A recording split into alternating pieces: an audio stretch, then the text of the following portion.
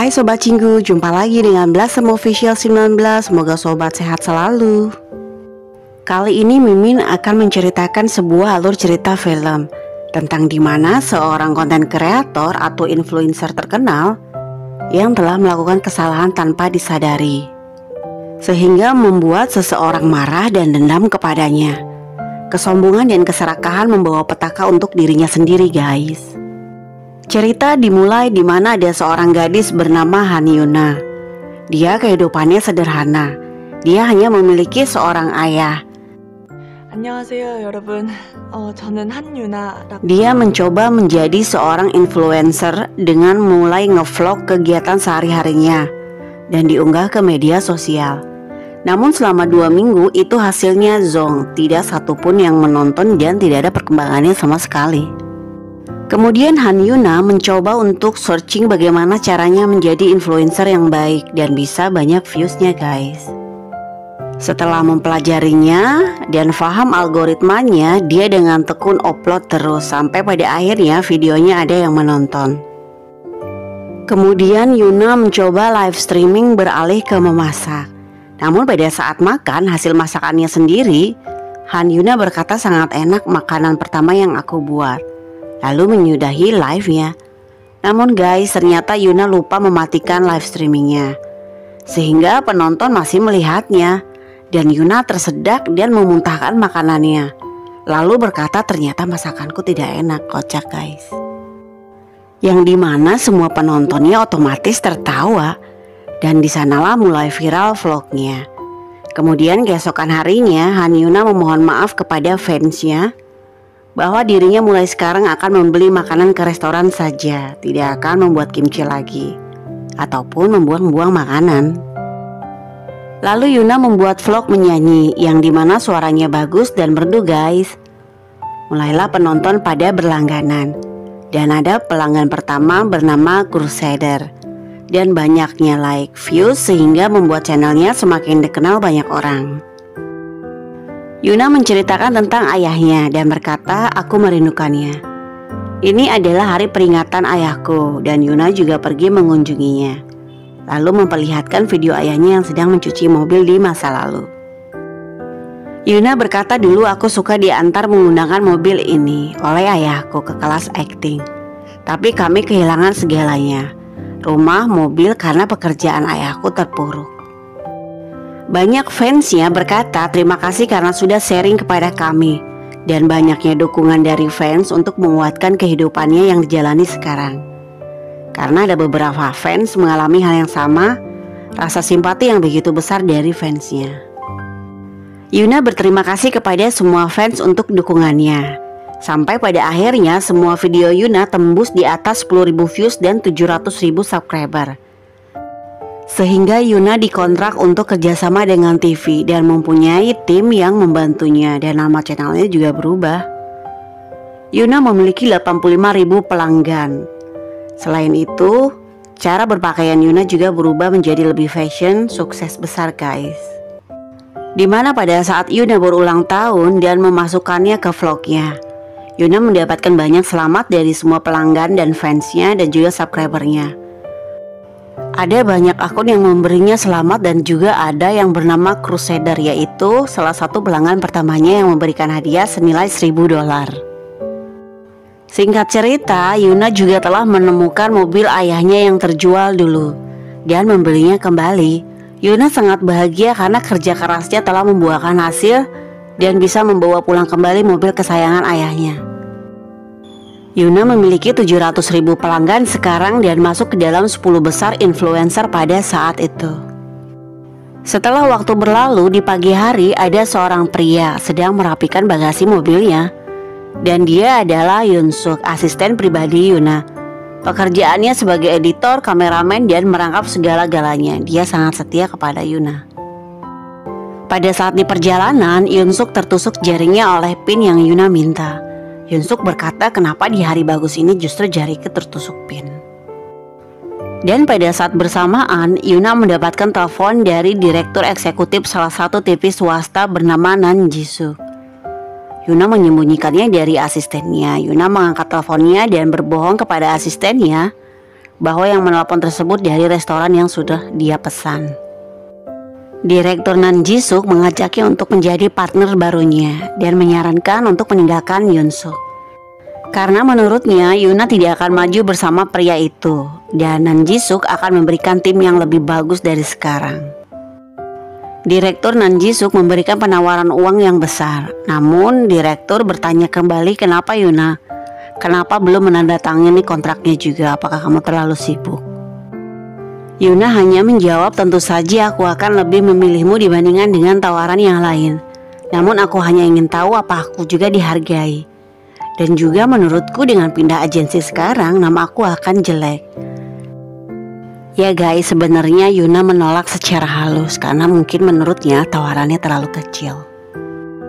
Setelah mendengar jawaban dari Yuna, direktur menjawab, baiklah, aku akan segera mengirim kontrak yang baru dan berkata kamu pandai sekali bernegosiasi. Mungkin dengan kontrak baru dan uang yang lebih besar kali ini ya guys. Dan Yuna tersenyum. Tibalah Yuna dan Yoon-suk ke sebuah acara yang dimana acara tersebut influencer baru lain juga datang diundang untuk acara tersebut. Dan acara tersebut akan ditayangkan di salah satu TV swasta. Pada saat kebetulan tim supportnya belum datang karena terlambat, Yuna mendengar hal tersebut menjadi peluang untuknya, kemudian berbicara kepada manajernya dan tim produksinya.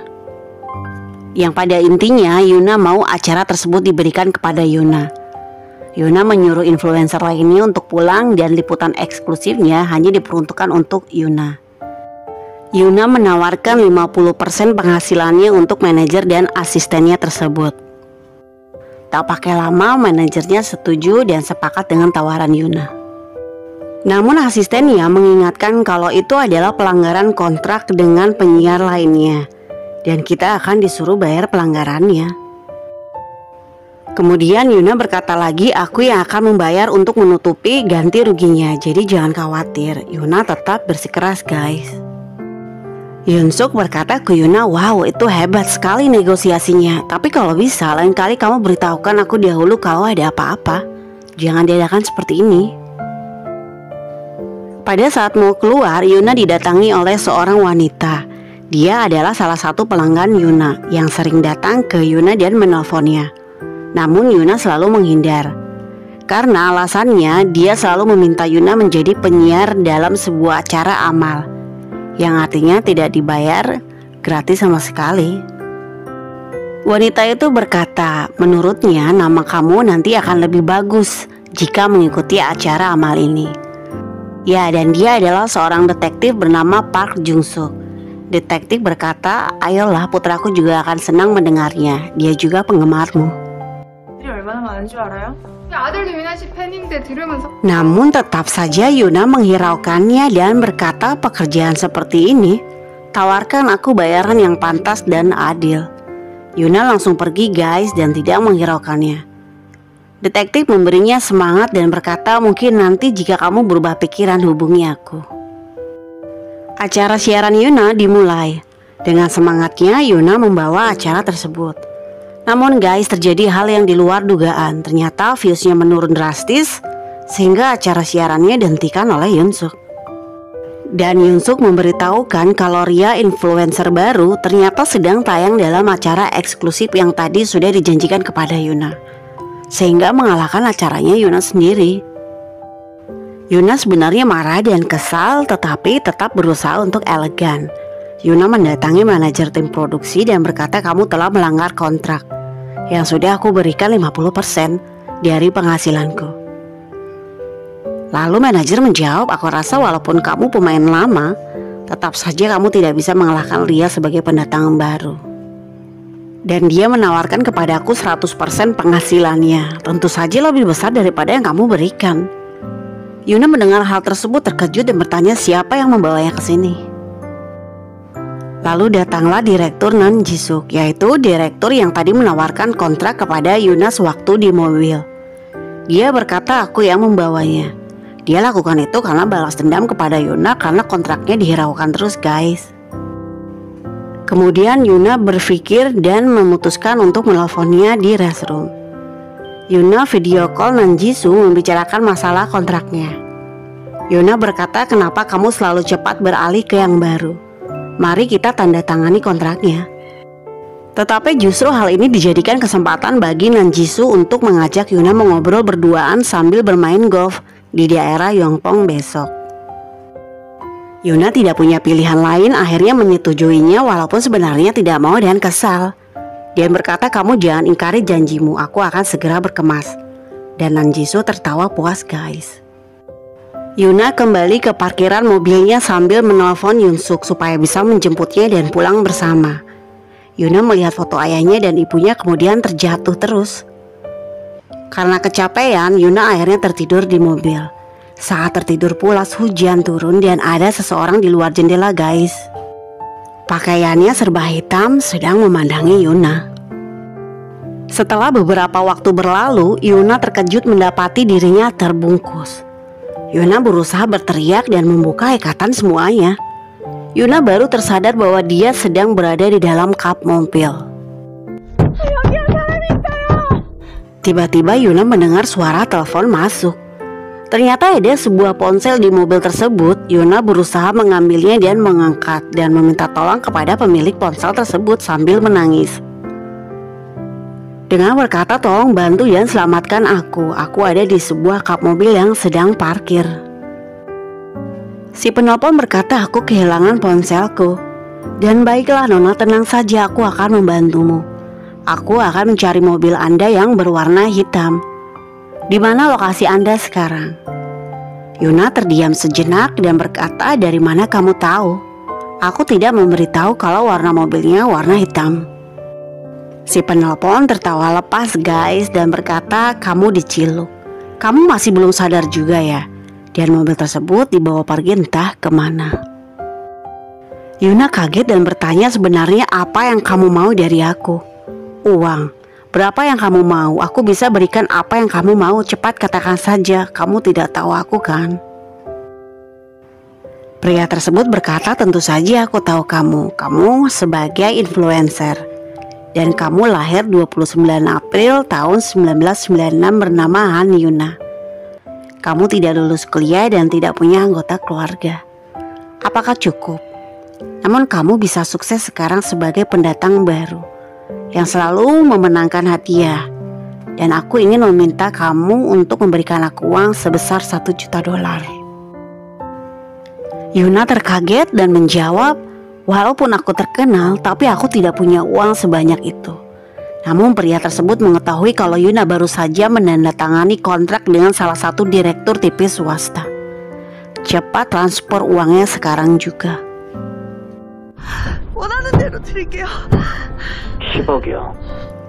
Di sebelah ada tas golf. Buka saja, di sana ada ponselmu. Tetapi aku minta jangan macam-macam. Kalau kamu berbuat macam-macam, kamu tahu aku akan membawamu kemana. Yuna terus berkata, mohon keluarkan aku dari sini. Di sini udaranya pengap banget, aku kesulitan untuk bernafas. Namun si pria tidak menghiraukannya dan terus berbicara tentang yang akan dibuang menjadi mobil rongsokan. Tidak peduli apapun isinya. Dan namanya tempat rongsokan buta. Lalu mereka akan mengirimkannya ke luar negeri. Semua potongannya kamu dan mobilmu akan otomatis menghilang, Yuna. Yuna menjawab, baiklah, berapa nomor rekeningnya? Setelah mengambil headset dari mobilnya, Yuna mentransfer sejumlah uang. Tetapi pria tersebut berkata uangnya kurang karena yang kuminta adalah $1 juta dan ini hanya 350.000, yang berarti kurang 650.000. Yuna menjawab, aku hanya mendapatkan uang segitu dari kontraknya. Jadi aku minta keluarkan aku dulu sekarang. Nanti aku akan urus sisanya. Yunanya sudah lemas guys karena sirkulasi udaranya tipis. Tapi Yuna, kamu berpesta setiap hari dan menggunakan pakaian-pakaian mahal. Yuna menjawab lagi, itu semuanya pemberian hanya untuk menarik perhatian. Si penciluk lalu berkata, baiklah kalau begitu aku akan memberimu kesempatan untuk siaran langsung selama 1 jam. Dapatkanlah uang sisanya dari siaran langsung itu. Waktu kamu hanya sampai tengah malam jam 12, bersiap-siaplah sekarang. Yuna kaget, shock dan tertawa dan berkata, apa-apaan ini? Apa maksudnya? Si pria tersebut menjawab, mulai acaranya sekarang Yuna, atau kamu akan kubawa ke tempat rongsokan tersebut agar terpotong-potong. Yuna tertawa sambil menangis guys. Dan si penciluk memulai waktunya yang dimulai pukul 11, yang dimana semua orang mulai menontonnya guys. Karena Yuna akan live dengan tema tolong aku diciluk. Nah ini wajah prianya guys yang membawa mobil Yuna beserta dirinya. Sebelum acara dimulai, Yuna menelpon asistennya, namun tidak diangkat. Kemudian Yuna menelpon polisi dan berkata bahwa dirinya telah dibawa pergi orang tidak dikenal dan sekarang berada dalam bagasi mobil. Tolonglah aku. Dan Yuna memberitahukan nomor platnya. Dan tiba-tiba teleponnya terputus guys. Karena waktu hampir habis, Yuna memulai siaran langsung di bagasi. Pada saat siaran langsung dimulai, Yuna berkata kepada followernya kalau ini adalah siaran langsung dan aku sedang diciluk sekarang. Aku sedang berada di dalam bagasi mobil. Pria itu menginginkan uang sebesar $650.000 dan aku harus mengumpulkannya dalam waktu 1 jam. Kemudian fansnya justru malah tidak percaya. Mereka berkata kalau Yuna hoak dan bermain-main dengan mereka. Yuna menjawab, ini tidak palsu, aku tidak memalsukannya, ini sungguhan, jadi tolonglah aku guys. Kemudian masuk salah satu nama yaitu Crusader yang mendonasi pertama kali di live ini dan Yuna bersyukur akhirnya ada yang membantu mendonasi. Mereka mengatakan buka saja bagasinya dan kabur. Mereka memberitahu caranya, namun setelah dicek ternyata bagasinya sudah dikunci dari dalam dan luar guys. Ada yang komen jangan main-main sama nyawa manusia. Kalau dia memang lagi sungguhan, apa yang akan terjadi kepadanya nanti. Lalu semuanya mulai simpati dan membantu memberikan donasi kepada Yuna supaya semuanya bisa terkumpul sebesar $650.000. Tiba-tiba Crusader kembali menyumbang $1.000 dan berkata jangan menyerah Yuna. Yuna terkejut karena donasinya besar sekali. Dan kemudian di komen antara follower, Crusader mengakui bahwa dirinya lah yang menciluk Yuna. Dan dia bahkan memposting Yuna sedang tidak sadarkan diri di bagasi dengan keadaan terikat. Followernya semuanya otomatis rame karena ternyata si penciluknya ada di sini. Crusader berkata lagi Yuna akan melakukan apa saja untuk kalian. Jadi Yuna milik kalian sekarang. Yuna terkejut dan pasrah bertanya-tanya dalam hati siapakah Crusader ini. Crusader menyuruhnya untuk memperkenalkan dirinya. Kamu harus jujur kepada semuanya, bukan hanya memperkenalkan dirimu saja, tetapi apa yang telah kamu lakukan selama ini, karena kejujuran itu adalah hal yang paling penting. Yuna sambil mengulur waktu, dia mencoba membuka kunci bagasinya dengan penitik. Tanpa kelihatan kamera sambil berkata, bolehkah pelankan mobil ini, aku merasa mual dan pusing. Tiba-tiba Yuna berkata, aku hanya mau bilang kepadamu, go to the hell. Namun Yuna kaget karena tidak tahu dia berada di mana dan tidak bisa loncat karena mobilnya sangat kencang dan sedang di jalan tol. Lalu pria itu rem mendadak sehingga Yuna terjatuh ke belakang lagi dan pria itu menjalankan mobilnya dengan kecepatan tinggi. Namun mundur melawan arah. Dan hampir saja Yuna tertabrak. Yuna berteriak histeris dan live-nya mulai banyak yang donasi karena tegang kasihan melihat Yuna. Mobilnya sampai masuk terowongan. Yuna berteriak terus meminta tolong, namun mobil-mobil yang lain tidak ada yang membantu guys. Si penciluk hanya tersenyum-senyum saja. Sampai di mana akhirnya ada truk besar yang mau bertabrakan. Untungnya tidak terkena guys. Mobil Yuna sampai berputar-putar terpental dan akhirnya jalan kembali seperti biasa. Ada seorang polisi mendapatkan laporan dan melihat live-nya Yuna. Ini polisi bernama Choi. Ada seorang konten kreator menelepon bahwa dirinya sedang diciluk dan sekarang sedang live streaming. Sedangkan Yuna pingsan guys dan banyak belat di kepalanya. Kemudian Pak Choi polisi menelepon Yuna. Yuna hanya bisa menangis dan meminta tolong kepadanya. Pak polisi menjawab, tenang saja Nona, kami masih berusaha membantumu dan melacakmu. Kami minta bantuan untuk aktifkan petanya dan Sherlock kepada kami. Pada saat Yuna mengaktifkan petanya dan segera memberitahukan lokasinya kepada polisi bahwa dirinya sekarang ada di hotel. Namun pas melihat negaranya, petanya menunjukkan bahwa Yuna sedang ada di luar negeri. Ya guys, Yuna menangis terus, namun polisi mencoba menenangkannya. Tenang saja Nona, itu artinya dia men-setting dan sudah menonaktifkan GPS-nya supaya kami tidak bisa melacaknya. Tapi kami sedang memantau pergerakan CCTV dan bekerja sama dengan perusahaan telepon. Kemudian Pak Polisi bertanya kalau boleh tahu siapa Crusader ini. Apakah kamu ada seseorang yang dendam kepada Anda? Coba diingat-ingat kembali. Mungkin saja untuk kepentingan pribadi atau finansial. Karena Pak Choi membaca juga semua komenan yang ada di live streamnya, jadi tahu tentang Crusader. Sementara Pak Choi melihat-lihat di internet, Yuna juga melihat-lihat dan mencoba mengingat-ingat. Yuna berpikir ini adalah Ria, pesaingnya sesama pendatang baru yang sebelumnya mendapatkan eksklusif wawancara.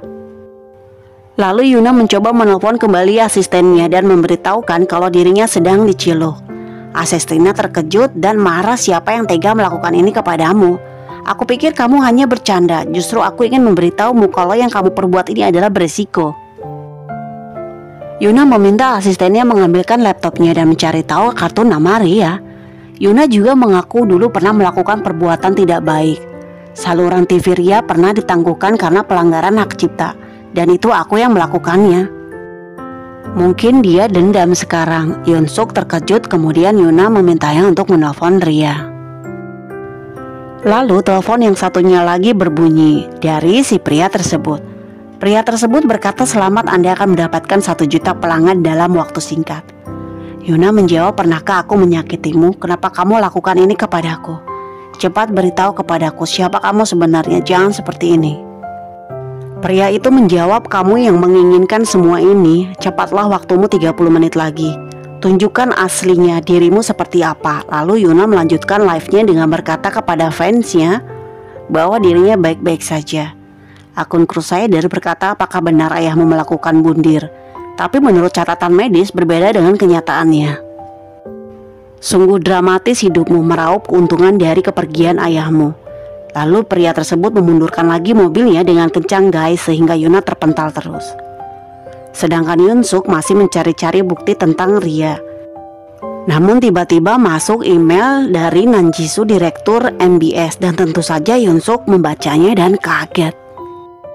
Selama donasi terus berdatangan, akun Crusader ini meminta Yuna membuka lantai bagasi. Pada saat mau membuka lantai bagasi, Yuna seketika terkejut, dia melihat sebuah finger guys. Crusader berkata, kamu tidak tahu rasanya di mana saat seseorang menghadapi maut. Yuna menangis dan meminta maaf, jangan lakukan ini, aku mohon jangan lenyapkan aku. Lalu polisi menelpon, Yuna menjawab bagaimana, apakah sudah menemukan lokasiku. Namun guys, ternyata polisi justru santainya sambil menyeduh teh dan berkata, sudahlah Nona, hentikan sandiwaranya. Kalian itu menjengkelkan, kenapa harus membuat laporan palsu dan melakukan semua sandiwara ini? Yuna terkejut dan putus asa, kenapa Anda tidak percaya kepada aku Pak Polisi? Aku benar-benar dalam keadaan gawat dan sudah tidak berdaya. Tolonglah aku, siapa yang mengatakan aku bersandiwara itu tidak benar? Lalu polisi tersebut berkata, yang mengatakan kepada saya Anda sedang bersandiwara adalah asisten Anda sendiri. Lalu Yuna menelpon Yunsuk, asistennya, dalam keadaan live. Yuna berkata, apa yang kamu bicarakan kepada polisi? Aku sungguhan diciluk, tolonglah bantu. Yunsuk justru kayak ilfil gitu guys, menjawab, tentu saja ini tipuan dan trik supaya kamu lebih terkenal Yuna. Kamu pikir aku tidak tahu kamu membuat kontrak dengan Nanjisu, direktur MBS, dengan senilai $350.000. Dan semua ini adalah tipuan belaka. Ini semuanya ada di skenario email yang berjudul Pencilukan dalam Bagasi. Kamu sungguh-sungguh Yuna telah mengkhianatiku. Aku kecewa sekali, padahal aku begitu setia kepadamu selama ini. Yuna menjawab, itu tidak benar Yunsuk. Aku benar-benar dibawa oleh pria yang bernama Crusader itu. Tolonglah aku, Yuna sambil menangis. Kemudian diputuskan oleh Yunsuk teleponnya. Lalu telepon berbunyi lagi, dan itu dari detektif wanita Park Jung-soo. Dia berkata, aku melihat siaranmu dan aku percaya kepadamu Yuna. Tenang saja, aku akan membantumu dan menemukanmu. Kamu berada di dalam mobil Cadillac hitam nomor 8671 bukan? Ada salah satu mobil yang melapor lokasi kamu berada di mana sekarang. Aku sedang dalam perjalanan menuju ke situ. Yuna kaget dan juga bersyukur ternyata wanita yang selama ini dia tolak justru mau menolongnya.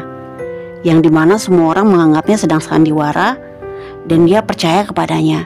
Yuna mengucapkan terima kasih sambil menangis. Detektif berkata, aku lakukan karena putraku adalah penggemar beratmu. Nanti putraku akan kecewa kalau aku tidak membantumu. Sebagai imbalannya, kamu mau ya mengikuti acara badan amal nanti? Dan detektif juga bertanya bagaimana pencilukmu tahu kesepakatanmu dengan Nanjisu MBS. Bukankah itu aneh? Lalu Yuna mulai mencari tahu dan menemukan sesuatu dan berkata sepertinya aku tahu siapa Crusader ini. Kemudian detektif menyalakan sirene dan mulai mengejar mobil Yuna guys. Di mana ada salah satu influencer juga seorang pria sedang live ikut membantu mengejar mobil Yuna dan menyiarkannya secara langsung dan berteriak-teriak ikuti mobil itu cepat. Pria tersebut berkata aku sedang berada di belakang mobil Yuna dan mobil tersebut sedang dikejar juga oleh polisi. Tetap saksikan pemirsa. Dan pria penciluknya mengetahui aksinya dan mulai membawa Yuna dengan kecepatan tinggi. Dan akhirnya kejar-kejaran guys. Yuna senang merasa dirinya akan selamat dan akan segera berakhir.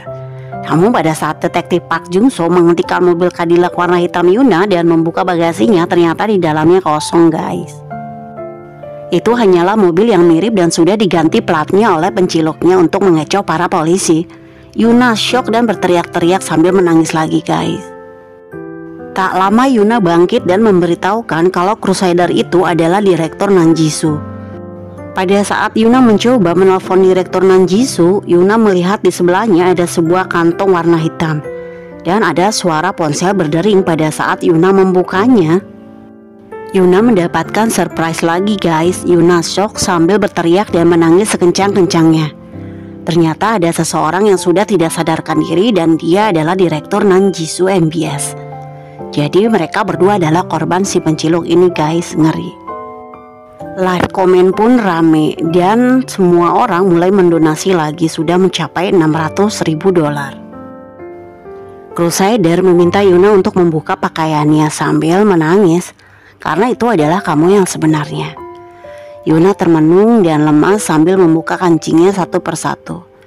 Namun guys, apa yang terjadi? Yuna justru melukai tangannya sendiri supaya orang percaya bahwa dirinya sedang dalam kesusahan sekarang, bukan hanya tontonan belaka. Dan Yuna banyak mengeluarkan blood. Dimana semua orang terkejut dan terdiam. Begitupun Yunsuk asistennya mulai stres dan percaya kalau ini adalah sungguhan dan merasa bersalah. Setelah itu Yuna lemas dan mulai pasrah. Sambil berkata aku tidak menyangka aku akan mengatakan kata-kata perpisahan dalam keadaan seperti ini. Aku tahu aku tidak akan selamat. Yang kamu mau aku harus melakukan pengakuan. Baiklah, aku meminta maaf kepada kalian atas semua kesalahanku selama ini. Dan karena aku tidak pernah menjadi diriku yang sebenarnya. Aku tidak peduli kepada kalian dan aku hanya menganggap kalian hanyalah sebuah angka yang menguntungkan. Aku melakukan banyak hal untuk bisa mencapai kesuksesan. Dan aku banyak berbohong dan juga untuk ayahku. Dimana saat ayahku sekarat dan kesakitan, aku justru mencari perhatian dan memanfaatkannya. Maafkan aku ayah, Yuna sambil menangis dan meminta maaf kepada semuanya. Lalu menangis dengan histeris. Di mana banyak pelanggannya akhirnya keluar dari komen dan mengatakan ini semuanya sudah berakhir dan tidak mau menonton lagi. Tetapi justru teman-teman penyiar lainnya memberikan semangat, doa dan dukungannya. Salah satunya Ria dan manajer kemarin yang berseteru dengannya. Dan berkata maaf Yuna, dan akhirnya mereka pun donasi tembus senilai $650.000 sesuai yang diinginkan penciluk guys. Dan Yuna tersenyum.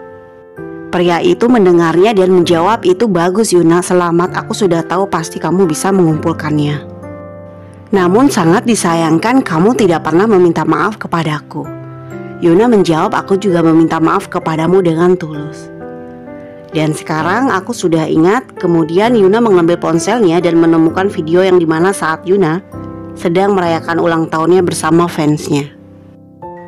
Crusader memberikan gift senilai $1.000 dan berkata, dengan donasi yang kuberikan cukupkah dengan mengakhiri siaran ini? Aku ingin berbicara denganmu. Aku ingin berkata sesuatu padamu, Yuna. Yuna mengucapkan terima kasih banyak kepada Crusader.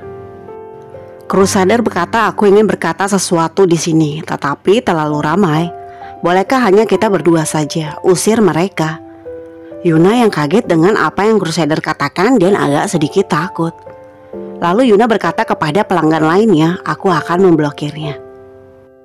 Dan ya guys, benar, Yuna memblokir pelanggan pertamanya yang selalu memberikan gift kepadanya dari pertama sampai namanya besar dan pada saat ulang tahunnya ini berlangsung, yang selalu setia dan memberikannya support selama ini. Setelah diblokir, Crusader masuk ke ponsel Yuna dengan memberikan pesan, aku hanya ingin berbicara kepadamu Yuna, itu saja. Otomatis Yuna kaget dan merasa seram guys. Crusader berkata lagi, katamu kita adalah teman dan teman akan saling memberikan support. Sebenarnya aku sedang sakit dan aku kesakitan sekarang. Ketika kita sedang kesakitan dan harapan itu hilang, hanyalah teman yang akan selalu ada. Itu yang kamu selalu katakan pada saat ayahmu sakit. Yuna justru kesal dan marah, lalu memberitahukan di live-nya bahwa kamu menakutkan. Jadi lebih baik kamu bundir saja dan jangan pernah ganggu aku lagi. Yuna merasa kesal, acara ultahnya menjadi tidak menyenangkan gara-gara Crusader ini guys. 나한테 집착하지 말고 그냥 혼자 나가서 뒤져. Sampai pada akhirnya Yuna meniup lilinnya dengan kesal dan berkata kembali lagi kepada 100.000 pelanggannya. Dia memberitahukan nomornya Crusader. Aku ingin kalian coba tanya kepada si brengsek ini. Kembali ke Yuna. Yuna berkata, aku tidak tahu apa yang kulakukan, itu telah menyakiti dirimu. Aku sangat menyesal dan meminta maaf kepadamu. Si pria tersebut menjawab, aku senang kamu mengingatnya, tapi maaf sudah terlambat semuanya. Yuna marah dan berkata, katanya kamu akan melepaskan aku kalau aku bisa mengumpulkan uang sebanyak $1 juta. Kamu sengaja melakukannya, yang pada kenyataannya dari awal memang tidak akan membiarkanku hidup. Penjahat menjawab, uangnya terkumpul melebihi batas yang sudah ditentukan, lebih 2 menit. Pria itu terus menghantamkan mobilnya ke pinggir trotoar sehingga mengakibatkan Yuna berteriak-teriak histeris, dan yang lebih mengejutkan lagi, Direktur Nanjisu terbangun. Dia sadar dari pingsannya dan ternyata dia masih hidup. Yuna syok dan kaget, lalu tambah teriak dan mengatakan, dasar kamu psikopat. Begitupun Nanjisu, mereka berdua berteriak dan ketakutan.